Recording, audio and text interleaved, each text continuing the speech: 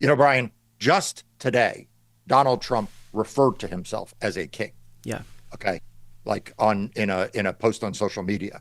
On February 15th, a few days ago, he posted, "He who saves his country does not violate the law," which is a quote from a dictator, Napoleon.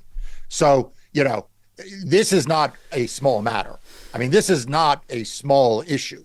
This is the leading edge of a trend that we are seeing from someone who told us before he was elected he wanted to be a dictator.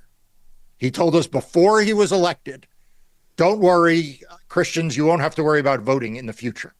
He told us before he was elected, and has joked ever since about not being bound to only serve 2 terms, running again. And now he is posting about being a king, about being above the law. So if people out there are not awake by this, if they are not mobilized by this, then frankly, they are not paying attention to what is happening here. Donald Trump wants to be a dictator. He wants to be an authoritarian. It is why right now he is selling out the Ukrainian people to make nice with Vladimir Putin, because he aspires to be someone like Vladimir Putin. And so when you see Justice Department lawyers resigning over and over again over being asked to do illegal things or unethical things, and you see something like this, where the remaining lawyers in the Department of Justice are filing papers that are potentially subject to contempt, we are very close to that big constitutional crisis, and it is deadly serious. Well, building on that, and that was perfectly put. For most of the people who are watching this right now, they are keyed in. They do recognize the stakes of the moment that we're in right now. And so what would you say to those people who do understand the gravity of this moment in terms of what the rest of us, is there anything that the rest of us can do moving forward that would be helpful, in terms of this broader movement? Because I know that there is a general sense of helplessness at watching this stuff unfold before our eyes. Yeah, look, the other side wants you to feel helpless. The other side wants you to believe that it's a fait accompli. There is nothing you can do. That Donald Trump is all powerful, that Elon Musk is all powerful, and literally you are powerless. When you feel powerless, you are giving in to Donald Trump. So here's what I want everyone to do. Okay, I want everyone right now to say to themselves that they have the power to stop the authoritarianism that we see.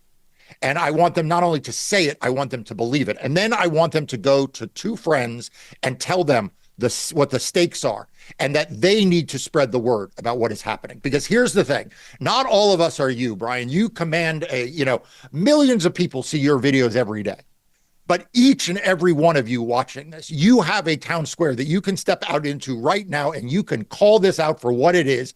And if we all do that, if we all talk to our friends, our families, our neighbors, our customers, our clients, if we all post on our own social media that may be much smaller than yours, if we all post on our YouTube channels, which is much smaller than Brian's, if we all go to our Facebook groups and our knitting clubs and our bridge clubs and our book clubs, and we talk about this and not allow it to be normalized, you know what?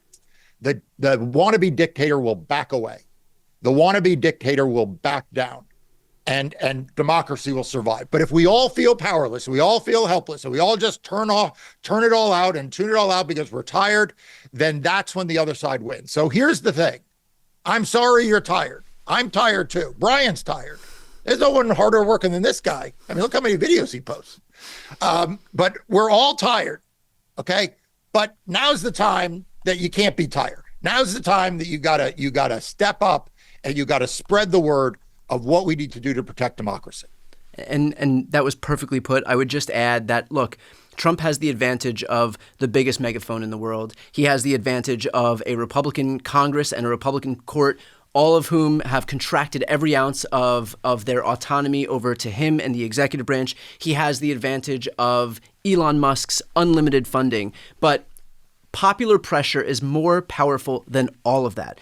And if we show popular pressure, none of those things will matter. Not all of those things will bend in the face of an uprising of popular support. So just something to keep in mind, that all the money in the world, all the power in the world, and the biggest megaphone in the world do not hold a candle to the fact that if we're able to wield public pressure on our side, there's nothing that can overcome that. And Brian, I want to tie this to actually the very last episode that you and I did together, which I hope everyone goes back and watches, because I got such an outpouring of support. This was about how Elon Musk had targeted me on social media and said that I had suffered generational trauma. And I wrote a piece on Democracy Docket about it. It's free on the website now. We've literally taken paywall out so that everybody can see it, because there's been such an outpouring of support. And in it, I talk about the fact that Donald Trump may command the federal government, and Elon Musk may be able to, be the richest person, the most powerful person in the world. But I point out that, my family is in this country that came from nothing, because we believed in American democracy and know that if we stand up, we can fight back. And I know that's true about you and your family as well. And I ended it by telling them this. My Hebrew name is Elchanan, which is one of the members of David's army who slayed Goliath.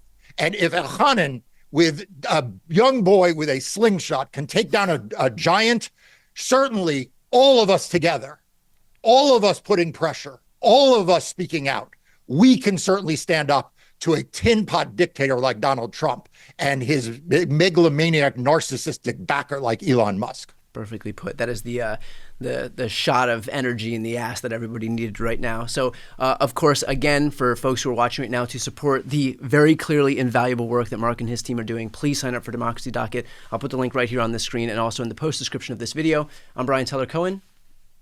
I'm Mark Elias. This is Democracy Watch.